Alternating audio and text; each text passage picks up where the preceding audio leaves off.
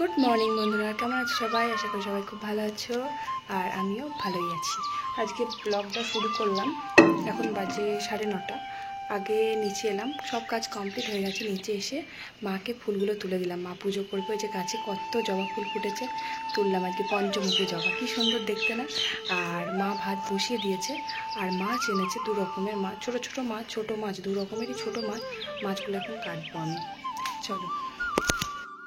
আজকে আবার দেখো 2 রকমেরই ছোট মাছ নিয়ে এসেছে। এই যে এটা হচ্ছে মোরালা মাছ, আর মোরালা মাছটা দেখো কি ভালো, এত টাটকা, আর কি সুন্দর পেটের ডিম রয়েছে। দেখো মাছটা ঠিকঠাক করে বাছতে পারলে মাছের ডিমগুলো বার হবে না। আর এই যে এটা নিয়ে এসেছে বাটা মাছ, চারাপোনা ছোট ছোট বাটা মাছ। ভাবছি ওই চুনো মাছটা দিয়ে, মানে মোরালা মাছটা দিয়ে আলাদা করে আলু দিয়ে একটু চচ্চড়ি করব। আর বাটা মাছটা আলাদা সর্ষে বাটা দিয়ে করবো। আর আমার দেখো পুষি বিড়ালটা মাছ খাবার জন্য রেডি হয়েই আছে। ও মাছের কাঁচা মাছ খায় না খুব একটা, তবে মাছের কানকোগুলো ও খায়। ওর জন্য মাছ একটু রান্না করে রেখে দিতে হয়, বা আমরা যেমন তো রান্না করি ওই মাছই ও ওর জন্য ভাত দিয়ে মাখিয়ে রেখে দিলে তবে খায়। যাই হোক, মাছটাই যে কেটে নিচ্ছি। আর এই ছোট ছোট মাছ কাটতে কত সময় লাগে বলো তো। তারপরে আবার এই যে বাটা মাছ, আবার ওই যে ছোট ছোট কি বলে মোরলা মাছ। মোরলা মাছ বাছতে যতই দেরি হোক না কেন আমার ভীষণ প্রিয়, খুব ভালো লাগে খেতে। আর মাছটা পুরো গঙ্গার মাছ, আর খুব টাটকা। দেখো মাছটা পুরো ভালো করে ঠিকঠাক করে বাছতে পারলে না মাছের পেটের ডিমগুলো নেওয়া যাবে। কারণ মাছের ওই যে ছোট ছোট মাছ তো, ওগুলো পেট টিপে নিলে না ডিমগুলো সব বেরিয়ে যায়। পেটের ভেতরে যে মুখের কাছটা, মানে ছোট ছোট মোরলা মাছের মুখের কাছে পিত্তিগুলো থাকে, মুখের কাছটা কেটে নিয়ে পিত্তিগুলো বার করে দিলেই মাছটা তেতো লাগে না। অনেক সময় মাছ ঠিকঠাক বাছতে না পারলে মাছগুলো তেতো লাগে, ছোট মাছ মানে চুনো মাছ। তো যাই হোক, ওই মাছ ঠিক করে বাছতে গিয়ে যে আমার কত সময় লাগবে আজকে জানি না। আর ভাত তো মা বসিয়ে দিয়েছে ও ঘরে, তার জন্য কোনো চাপ নেই। আস্তে আস্তে ধীরে সুস্থে ভালো করে মাছগুলো বাছবো। আমি প্রথমে মাছগুলো কেটে নিই, তারপরে ওই যে শানটাতে ভালো করে ঘষে নিই। ছোটো মাছটা যেহেতু পেটের ভেতর ডিম আছে তো, ওটা একটু নুন দিয়ে ঘষলে আঁশগুলো উঠে যায়। আর বাটা মাছটা একটু কেটে নিলাম, কেটে নিয়ে তারপরে শানে ঘষলেই পুরো পরিষ্কার হয়ে যাবে।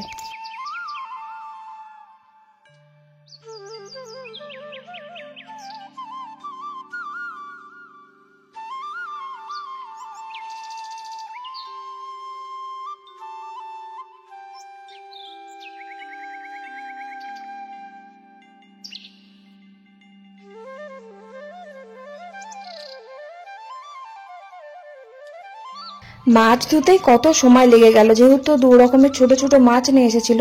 ওই মাছ কেটে নিয়ে ভালো করে ধুতে পরিষ্কার করতে করতে অনেক সময় লেগে গেল।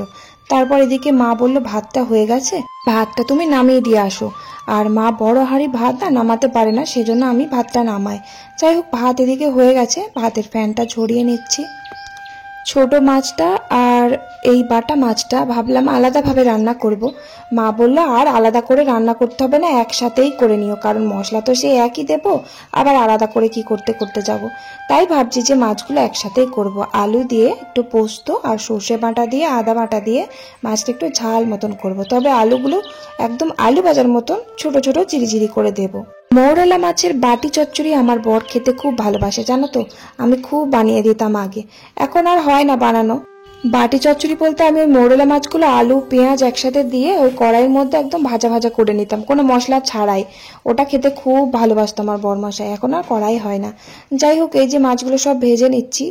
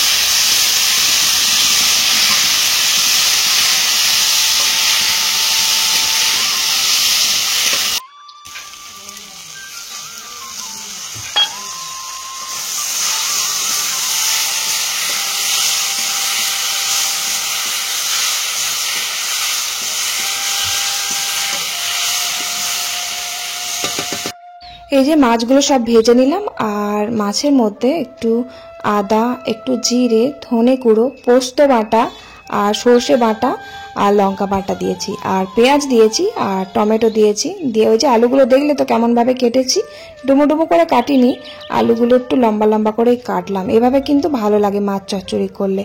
একটু মাখো মাখো করে নামাতে হবে, একেবারে শুকনো শুকনো করলে মাছটা আবার শক্ত শক্ত হয়ে যাবে। যাই হোক, মাছের ঝালটা নামিয়ে নিচ্ছি।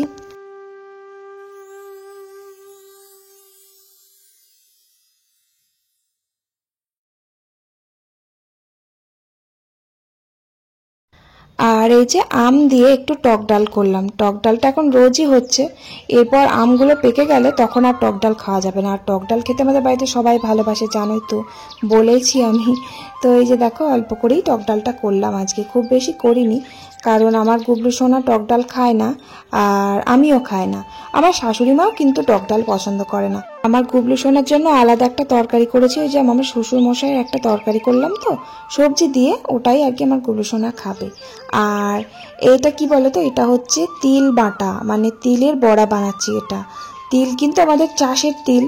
তিলের বড়া খেতে কিন্তু দারুণ লাগে। আমি তো শ্বশুর বাড়ি এসে তিলের বড়াটা খাওয়া শিখেছি। পোস্তর বড়া খায়, আবার তিলের বড়া তো আমার পোস্তর বড়ার থেকেও বেশি ভালো লাগে, কিন্তু বানাতে জানতাম না, তবে শিখেছি। আর তিলের খোলা ছাড়ানো যে কি ঝামেলা, এটা কিন্তু খুবই ইজিভাবে আমার শাশুড়ি মা শিখিয়েছে, তিলের খোলা ছাড়ানো। আমাদের তো চাষের তিল, বস্তা বস্তা তিল বাড়িতে রয়েছে। দেখো, তিলের বড়া খেতে সবাই ভালোবাসি, ঘরের মধ্যে তিল আছে, কিন্তু আর বড়া খাওয়ার হচ্ছে না। আবার আমার বরমশাই বলছে যে তিলের নাড়ু খেতে খুব ভালো লাগে, তিলের নাড়ু বানিও একদিন। ভাবছি বানিয়ে দেবো তিলের নাড়ুটা, ওটাও পারি আমি বানাতে, তিলের নাড়ুটা। আগে আমরা জানতাম না তিলের খোলা কিভাবে ছাড়ায়, মানে জানতাম না বলা ভুল, খুব খাটনি নাকি তিলের খোলা কিভাবে ছাড়াবো, প্রচুর খোলা থাকলে তিতো লাগবে। তবে একটা আর কি মা, আমার শাশুড়ি মা একটা বুদ্ধি বার করেছে তিলের খোলা ছাড়ানোর জন্য। কেমন করে জানো তো, মিক্সি কোটোর মধ্যে যেটাতে আমরা মশলা বাটি, ওই কোটোর মধ্যেতে তিলগুলো দিয়ে একবার মিক্সিটা চালিয়েই বন্ধ করে দিতে হবে, তাহলে তিলগুলো একদম পুরো খোসা উঠে যাবে। ভালো করে কুলোতে ঝেড়ে নিলে পুরো পরিষ্কার। কিছুদিন আগে মা তিলগুলো এইভাবে খোসা ছাড়িয়ে রেখে দিয়েছিল বড়া ভাজার জন্য, তা বড়া ভাজবো ভাজবো করে আর ভাজাই হচ্ছে না। আজকে সেই তিলগুলো দেখছি পিঁপড়েতে খেয়ে পুরো ছাতু করে দিয়েছে, তাই জন্য সব তিলগুলো আজকে ভালো করে ধুয়ে নিলাম, দিয়ে যে বড়া ভাজলাম। আর ধুতে গিয়ে যে কি ঝামেলা হলো, বাপ রে বাপ! তিলের মধ্যে যে এত এত কাঁকড় ছিল, ওই তিল ধুতে যে কত সময় লাগলো। এমনিতেই মাছগুলো বাছতে অনেক সময় লেগেছে, তারপরে আবার ওই তিলগুলো ধুতে বাটতে এত সময় লাগলো কি বলবো। তা আবার জালের মধ্যে করে দিয়ে ভালো করে ছেঁকে ছেঁকে ছেঁকে ছেঁকে করে তুলে নিলাম। এত কাঁকড়, আবার বড়া ভাজা, ধরো কাঁকড়গুলো যদি থাকে তাহলে কিরকম দাঁতে লাগবে বলো তো, তার জন্য ভালো করে ধুতে হলো। আর বাজার থেকে কেনা তিলগুলো তো পুরো পরিষ্কার করাই থাকে, সাদা একদম, ওগুলো তো কোনো সমস্যা হয় না, ওগুলো ধুয়ে নিয়েই বেটে নিলেই হয়ে গেল। যাই হোক, রান্না বান্না আজকে বেশি কিছু করলামই না, দেখতেই পেলে। আজকে ওই যে মাছের ঝাল আলু দিয়ে আর ওই তিলের বড়া আসলে করিনি, তার কারণ তিলের বড়া অনেকগুলো হয়েছে, আর তিলের বড়া দিয়ে ঝরঝরে ভাত খেতে, শুকনো ভাত খেতে সবাই পছন্দ করে, খুব ভালো লাগে খেতে। তাই জন্য আর বেশি কিছু রান্না করলাম না, ওই দিয়েই হয়ে যাবে। ব্যাস, রান্না কমপ্লিট করে রান্নাঘরটা পরিষ্কার করে নিয়ে এই যে বাসনগুলো ধুয়ে মেজে নিচ্ছি। তারপর কয়েকটা কাচাকুচি ছিল, সকালবেলা কয়েকটা কেচেছিলাম আজকে, কিন্তু বেলার দিকে কাচা অসম্ভব, প্রচণ্ড রোদের জোর, ছাদে গিয়ে কাচাই যাবে না। তো বাথরুমেতেই কেচে নিলাম, তবে খুব বেশি না। ওই ঘরের সমস্ত পা মোছাগুলো একটু নোংরা হয়েছিল, পা মোছাগুলোই কেচে নিচ্ছি বাথরুমেতেই।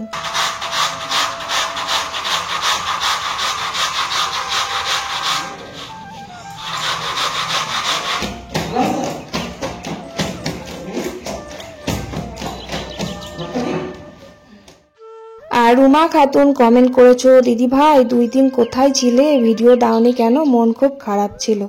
আর খুব কালবৈশাখী ঝড় হয়েছে তোমাদের দিকে, আমাদের এদিকে ঝড় হয়নি জানো তো, বৃষ্টি হয়েছে দু এক ফোঁটা বৃষ্টি হয়েছে, আর একটু হালকা হাওয়া দিচ্ছিল, তবে ঝড় হয়নি, খুব বেশি ঝড় হয়নি। আর 2 দিন ভিডিও দিতে পারিনি, তার কারণ আমার ভিডিও আবার ইউটিউব ডিলিট করে দিয়েছিল, আর একদিন শর্ট ভিডিও দিয়েছিলাম। আজকেও পুকুরে এসছে, ওই যে একা একা চান করছে। এবার আমি নামবো, আমি সেদিনকে নেমেছিলাম না, সেদিনকে কেন কাল না পরশু দিনকে নেমেছিলাম, দিয়ে ওই অবধি গিয়েছিলাম তোর দাদার সাথে। আরে সাঁতার কাটা অভ্যাস নেই না, দিয়ে ভয় লাগছিল, হাঁপ লাগছিল। এখন একদিন অভ্যাস হয়ে গেছে। গঙ্গাই করেছিলাম একবার। আরে গঙ্গার জল বালি না, কি সুন্দর লাগবে। আরে কাদা নাম চ, পাক ঘেন্না লাগবে দেখলে, পাক প্রচুর পাক এখানে জলের তলায়। তার মধ্যে আবার গুগলি, গুগলিগুলো মরে গেছে ওর অত্যাচারে, অত লাফালে মরে যাবে না, কত গুগলি রে। এ জলটা অত নোংরা করিস না, ঘেন্না লাগছে দেখে।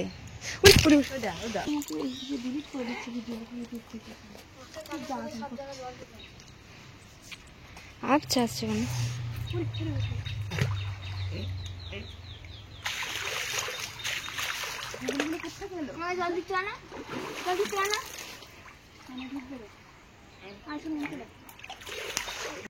বড় ছেলে তো শনিবার আর রবিবার ধরে বাড়িতে থাকে, মানে স্কুল ছুটি থাকে, তার জন্য ও পুকুরে সাঁতার কাটতে শিখতে যায়।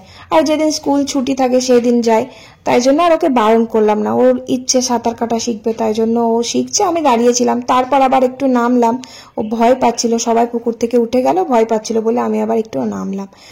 আর আফসানা খাতুন কমেন্ট করার জন্য থ্যাংক ইউ। রশ্মি কমেন্ট করেছো যে দিদিভাই ভিডিও দাওনি কেন, দিদিভাই ভিডিও দিতে পারেনি, তার কারণ হচ্ছে যে ভিডিও আবার ডিলিট করে দিয়েছিল গুবলু সোনাকে দেখানোর জন্য। তবে আমি পুরো প্রতিজ্ঞা করলাম গুবলু সোনাকে এক ফোঁটাও আর এক ঝলক আর দেখাবো না, কারণ এরকম যদি চ্যানেলের প্রবলেম হয় তাহলে না দেখানোই ভালো। বারবার ভিডিও ডিলিট করে দিলে মাথা গরম হয়ে যায় আমার, কেন যে এত কষ্ট করে ভিডিও করি আর শুধু ভিডিও ডিলিট করে দেয়। যাই হোক, রশ্মি কমেন্ট করার জন্য থ্যাংক ইউ। আমি একদিন ভিডিও না দিলেই দেখি কমেন্ট করবে, দিদি ভাই ভিডিও দাওনি কেন। তোমাদের দিদি ভাই তো রোজই ভিডিও দিতে চাই, কিন্তু কি করবো, বারবার যদি এরকম ভিডিও ডিলিট করে দেয় তাহলে কি করব বলো তো। আর মৌসুমী নন্দী কমেন্ট করার জন্য থ্যাংক ইউ সো মাচ। তারপর এই যে খাওয়া দাওয়া করলাম, পুকুর থেকে চান করে এসে, চান তো করিনি আমি, ডুব দিইনি, ওই একটু ওর সাথে সাঁতার কেটে আসলাম। সাঁতারও কাটিনি, আমার বর আজকে পুকুরে নামেনি, আমার ভয় লাগছিল, সাঁতার কাটতে পারলেও আমার খুব ভয় লাগছিল, তাই আমি জলের মধ্যে দাঁড়িয়েছিলাম, আমার বড় ছেলেকে শেখাচ্ছিলাম। ও একটু সাঁতার শিখলো, খানিকক্ষণ শিখলো। আমার কাকি শাশুড়ি প্রত্যেকদিন পুকুরে চান করে, জানো তো, জল মানে যদি পচেও যায়, নষ্টও হয়ে যায়, ওই জলেতেই চান করবে অভ্যাস, পুকুরে ডুব দিয়ে না চান করলে না ঘুম হয় না। বাড়িতে 2-3টে কল, পরিষ্কার জল বাড়িতে চান করবে না, ওই পুকুরেতেই চান করবে। আমি শুধু বলি বাড়িতে এত জল থাকলে তুমি কেন পুকুরে চান করতে যাও? যাই হোক, কাকিমা চান করতে গেছিল, কাকিমার সাথে আমার ছেলে গেছিল সাঁতার কাটতে। তো কাকিমা তাড়াতাড়ি চান করে চলে এসেছে, আমাকে ডাকছে, ও মা তাড়াতাড়ি আসো। আমি আবার সেই কাপড় চোপড়গুলো কেচে কুচে গিয়ে আবার ওর কাছে একটু দাঁড়ালাম, ও একটু সাঁতার কাটলো, তারপরে বাড়ি আসলাম। অনেকক্ষণ ধরে সাঁতার কেটেছে, চোখ লাল হয়ে গেছে। বাড়ি এসে খাওয়া দাওয়া করলাম, দিয়ে আমার গুবলু সোনার একটা প্যান্ট সেলাই খুলে গেছে, সেলাইটা করে দিলাম। কারণ দেখো বাড়িতে মেশিন থাকলে কত ভালো তো টুকটাক কখন যে কোথায় সেলাই করে যায়, ছিঁড়ে যায়, টুক করে সেলাই করে নিলাম মেশিনে, কত সুন্দর হয়ে গেল। মানে হাতে আমি করতাম আগে আগে পুরো হাতে করে বালিশের ওয়ার বানাতাম, তারপরে ব্লাউজের সাইড মারতাম, সব কিছু। কখনো আমি সেলাই করতে দিতাম না, শুধু ব্লাউজ বানাতে দিতাম। তাছাড়া সবকিছু কিন্তু বাড়িতেই আমি হাতে করে সেলাই করে করে বানাতাম, যা কিছু ছেঁড়া কোড়া। আর আমাদের বাড়ির কাছে মেশিন টেশিন ছিল না, সেই কোথায় দিয়ে আসতে যেতে হতো। এখন তো সব ঘরে ঘরে মেশিন হয়ে গেছে, সবাই সেলাই শিখে গেছে। এখন তো সময় পায় না, তাই তা না হলে আমার যে কতগুলো ব্লাউজ পিস আছে বানাতে হবে, বানানোর সময়ই পাচ্ছি না। আগে কত রকমের ডিজাইন করে নিজের ব্লাউজগুলো বানাতাম, সব ব্লাউজ আমার বানানো রয়েছে, আমি নিজে বানাতাম। আর এখন তো সব কেনা ব্লাউজ, এখন ব্লাউজ তো পরি খুব কম, নাইটি পরে দিন চলে যায়। যাই হোক, আমার গুবলু সোনাকে জামা প্যান্টও অনেক করে দিয়েছি ওই মেশিনে সেলাই করে, জানো তো, 2-3টে জামা প্যান্ট বানিয়ে দিয়েছি। আমার নতুন নতুন যে ব্লাউজের সুতির কাপড়গুলো কিনে নিয়ে আসতাম, তো দিয়ে এবার ওইগুলো দিয়ে আমি আমার গুবলু সোনার জন্য কয়েকটা জামা বানিয়ে দিয়েছিলাম। ওগুলো বানাতে একটু সময় তো লাগে বলো তো, একটু মাপ টাপ নিয়ে কাটতে সেলাই করতে তো সময় লাগবে, বসে টাইম নিয়ে তবে তো সেলাই করবো। এবার টাইম করে তাই যে সেলাই করব। তারপর সন্ধে হয়ে গেল, সন্ধে দিলাম। আর এই যে রেডি হচ্ছি, তার কারণ হচ্ছে যে বাজারে যেতে হবে। আমার বড়মশাই বাজারে যাবে, তাই জন্য বললো চলো একসাথেই যাই, একা একা যাবো। তাই আমার বড় ছেলে পড়ে বাড়ি চলে এসেছে, ও বলছে তোমরা দুজন যাবে, আমাকে নিয়ে যাবে না? আমি বলছি হ্যাঁ তুইও চল। ওই যে ওকে নিয়ে যেতে হবে, ও যাবে। আর আমার গুবলু সোনাকে নিয়ে যাবো না, কারণ বাজার করতে যাবো তো, তাই জন্য ওকে নিয়ে যাবো না। রেডি, আমার বর বাড়ি আসলেই বাজারে চলে যাবো। দোকান এখনো বন্ধ করবে, 8:45 টাইম দিয়েছে আমাকে, বলেছে 8:45 রেডি হয়ে থাকবো, আমি এসে চলে যাবো। আমি রেডি, আসুক দিয়ে একসাথে যাবো। গুবলুকে খাইয়ে নিচে দিয়ে এসেছি, ও আবার পরে বাড়ি আসলো, এখন বলছে এখন যাবে আমাদের সাথে। চ যাবি চ, আমি তো রেডি। কে চালাবে রে, কে চালাবে? হ্যাঁ তুই চালাবি? চলো বাবু, বাইকটা ভালো করে চালা। মনে হচ্ছে ওই চালাচ্ছে, জানো, আমি ওর পেছনে বসে আছি, তাই মনে হচ্ছে।